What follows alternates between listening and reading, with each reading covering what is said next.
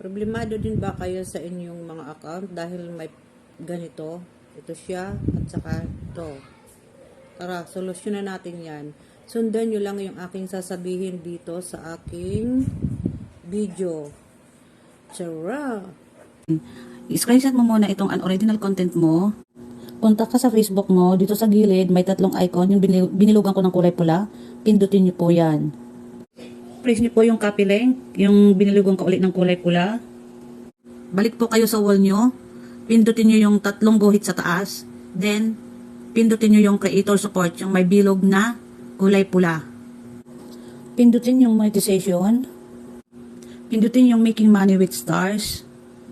Pindutin yung contact us. Dito sa page URL, pindutin mo na po yan para makapilink na dyan yung inyong profile na kinapilink kanina. Tapos i-off mo itong demonetization and appels. Then dito sa choose files, pindutin mo yan para dyan mo ipasa yung in-screenshot mo na unoriginal content. Pag ipasok mo na siya dyan, isend mo na. Then after 6 days or 7 days, i-check mo na ulit yung profile recommendation kung nandoon pa yung inyong unoriginal content. So ayan, maraming salamat. Sana nakatulong po itong video ko sa may mga problema sa kanilang account na original content.